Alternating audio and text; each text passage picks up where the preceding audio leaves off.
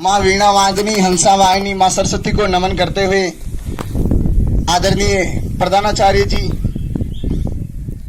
अंधकार से उजालों की ओर ले जाने वाले प्यारे गुरुजन, आसमान में चमकते हुए सितारों के समान मेरे प्यारे भाइयों और बहनों, मैं आज सबके सामने मेरे दो विचार रख रहा हूँ। गलती हुए तो मार्गदर्शन जरूर करवा। जैसा कि आज बाल सभा का प्रोग्राम रखा गया, उसमें आप सभी विद्यार्थियों के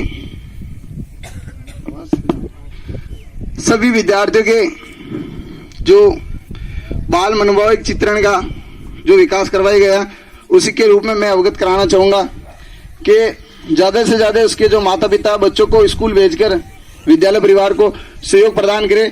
आज वैसे ही ग्रीष्मकालीन अवकाश होने वाले हैं, तो बच्चों के अभिभावकों से मेरा यही निवेदन है कि ज़्यादा से ज़्यादा संख्या में विद्यार्थियों को स्कूल भेजकर नामांकन बढ़ावें और शाला परिवार को सहयोग प्रदान करें।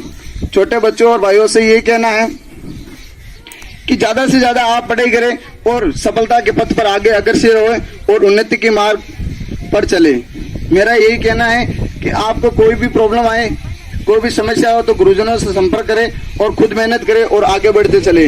मैं भी इस विद्यालय का कक्षा 1 से 12वीं तक का स्टूडेंट रहा हूँ। गुरुजी का बहुत ही आशीर्वाद रहा, बहुत ही सहयोग रहा, स्कूल परिवार का भी सहयोग रहा, उससे अच्छे अंक भी आए हैं और अच्छी मेहनत भी की है।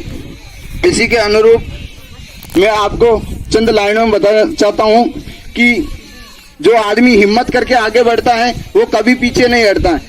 कि गिर को कर रे कंतड़ा हिरण कस्यो की खाए, आप चरे और पून बगे घोड़सो आगे जाए। हिम्मत कर खूंखार भर, हिरण कौन सा की गाता है, लेकिन वो भी घोड़ों से आगे जाता है। मेरी यही प्रेरणा रहेगी कि जीवन में अगर सक्सेस होना है, किसी को भी जीवन में अगर सक्सेस होना है तो हिम्मत करना पड़ेगा, हौसला बुलंद करना पड़ेगा और आगे बढ़ना पड़ेगा। मेहनत करे भी कुछ भी नहीं है। आज जीवन का हर एक सक्सेस इंसान को देख लो, ऐसा कोई सक्सेस इंसान नहीं है जिसको कोई प्रॉब्लम नहीं हो, और जीवन में ऐसी कोई प्रॉब्लम नहीं है जिसका कोई समाधान नहीं है। समस्या है तो उसका समाधान भी। इसके माध्यम से मैं आपको एक स्टोरी सुनाना चाहूंगा। एक बार क्या होता है, एक राजा होता है और एक साधु होता है, मंत्री, वो उसके पास जाता है कि राजा जी कि हाँ कि मेरे को आपको से कुछ दक्षिणा चाहिए। तो बोलते बोल क्या चाहिए? कि दक्षिणा शर्त ये है कि आप मेरे को वचन दो, मैं जो चाहूँ वो मांगूंगा। कि चलो मैं तेरे को वचन दे देता हूँ, लेकिन मेरी बात पूरी होनी चाहिए। तो वो मांगता है कि राजा जी अगर आप वो नहीं दे पाए तो मैं आपका पूरा राजपाट ले लूंगा। तो उसी रूप में वो जो भिक्षु साधु है वो राजा जी से मांगता है कि चाहिए तो कुछ भी नहीं, नहीं तो कुछ भी, चाहिए तो कुछ नहीं, मेरे को तो कुछ भी नहीं चाहिए। राजा बड़ा अफसोस में पड़ जाता है और कोई भी उसको मिलने की संभावना नहीं होती। मैं बात बताने जा रहा हूँ, कोई प्रॉब्लम है, हर प्रॉब्लम का सोल्यूशन है, समाधान है मेरे भाइयों। तो मैं बताना चाहूंगा कि वो राजा के पास जाता है। राजा बड़ा चिंतित होता है और बैठे रहते हैं, पूरे सभा महासभा एकत्रित होती है और उसके अंतर्गत सभी मंत्रियों को बुला के पूछते हैं कि ऐसी कौन सी वस्तु है, चाहिए तो कुछ भी नहीं वरना कुछ ही नहीं चाहिए। तो वो बोलता है और सभी मंत्रियों से यही कहता है। तो मंत्री कोई सोल्यूशन नहीं का। एक मंत्री होता है राजा का कि राजा जी कि हाँ कि ऐसा करो, आप मेरे को ये काम सौंप दो और मैं कर दूंगा। तो मंत्री या राजा सोचता है कि ये इस मंत्री की वजह से मेरा पूरा राजपाट चला जाएगा और इनकी वजह से मेरा राजा में और सोल्यूशन लेता। तो राजा किचन में जाता है, अच्छी अच्छी मिठाई बनाता और खाने लगता है कि मंत्री जी आओ और आप भी साथ में खा लो, क्योंकि आज मेरा राजपाट जाने वाला। एक मंत्री मेरे से दक्षिणा मांगी, लेकिन वो दक्षिणा अगर मेरे से नहीं दे पाई मैं तो पूरा मेरा राजपाट चला जाएगा। तो उसी अनुरूप वो कहता मंत्री के राजा जी आप चिंता मत करिए, मैं सोल्यूशन ढूंढता हूँ। वो सोल्यूशन ढूंढते हुए कहता है कि ये काम मेरे हाथ में दे दियो।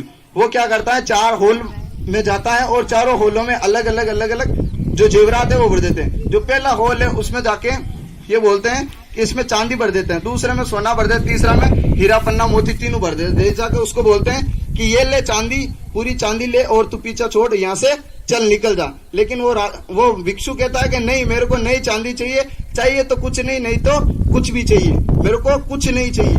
तो बोलता है चलो आगे ले जाता है, पूरी सोने का रूम भरा होता है, वो सोने के रूम में ले जाता है उसको और बोलता है ये पूरा सोना ले, ये पूरी चांदी तेरी, पल यहाँ से निकल। लेकिन वो नहीं निकलता है, बोलता है मेरे को ना चांदी चाहिए ना सोना चाहिए, मेरे को तो कुछ भी नहीं चाहिए। फिर आगे जाता है, सोना चांदी हीरा एक रूम में रहता है, वो ले जाता है और कहता कि तेरे हीरे तेरे मोती तेरे तेरी चांदी पूरी ले, लेकिन तू यहाँ से निकल, मेरा पीछा छोड़। कि मेरे को नहीं हीरे चाहिए, नहीं मोती चाहिए, नहीं जेवरात चाहिए, मेरे को तो सिर्फ कुछ भी नहीं चाहिए।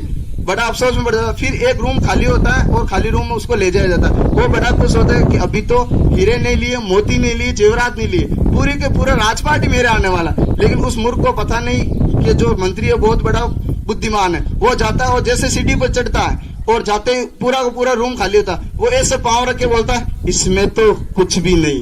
तो तेरे को क्या चाहिए? कि कुछ भी नहीं।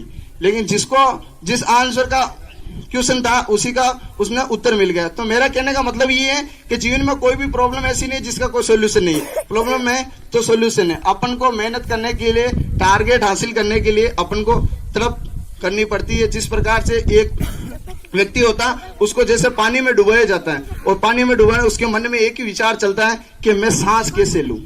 समझ आ रही है? मैं सांस कैसे लूं, मैं इस पानी से बचूं कैसे, मेरी जिंदगी कैसे बचूं। सेम सी कंडीशन, उसी कंडीशन में उसको सांस के लिए तड़प करनी पड़ेगी। उसी कंडीशन अपने टारगेट और लक्ष्य को हासिल करने के लिए तड़प होनी चाहिए। इतना ही कहकर मैं मेरे भाइयों बहनों को धन्यवाद कहना चाहता हूँ। जय हिंद।